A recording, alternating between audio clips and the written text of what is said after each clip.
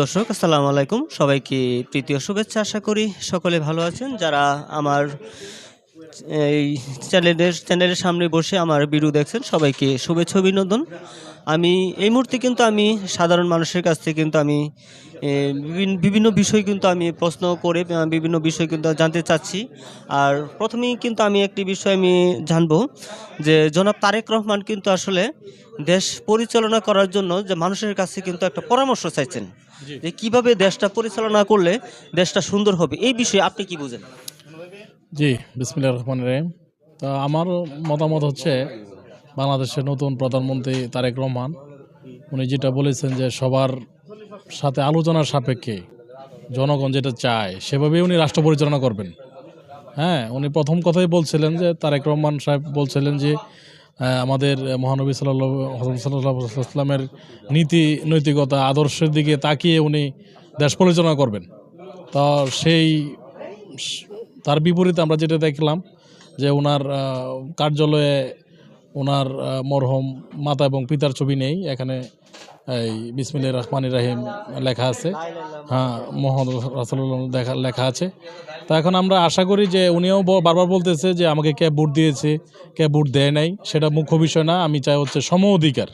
হ্যাঁ, আমরাও আশা করতেছি ইনশাল্লাহ এই স্বচ্ছতা, হ্যাঁ, ভিত্তিতে, যেরকম ফ্যামিলি কার্ড বলছে যে এখানে কোনো দলীয় ইস্যু না।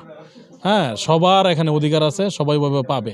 তা আমরাও আশা করতেছি ইনশাল্লাহ অদূর ভবিষ্যতে, হ্যাঁ, যে যারা প্রাপ্য তারাই যেন পায় এবং যেন সম অধিকারের ভিত্তিতে কে বিএনপি, কে আওয়ামী লীগ, কে জাতীয় পার্টি, কে লাঙ্গলে আমরা সেটা না দেখি।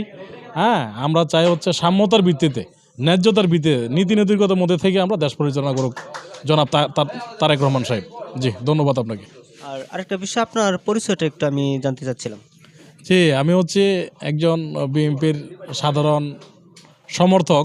হুম, তা আরেকটা পরিচয় আছে, সেটা হচ্ছে লেবুতলা ৫ নং ওয়ার্ড বিএনপির দুইবারের সাবেক মেম্বার আবু বকর সিদ্দিক সাহেবের ছেলে আমি। সুপ্রিয় দর্শক, আমি কিন্তু চেষ্টা করছি যে মানুষের মতামত, আর বিশেষ করে তারেক রহমান কিন্তু চাচ্ছেন যে আপনার উনি তো দেশ সুন্দরভাবে পরিচালনা করতেছেন।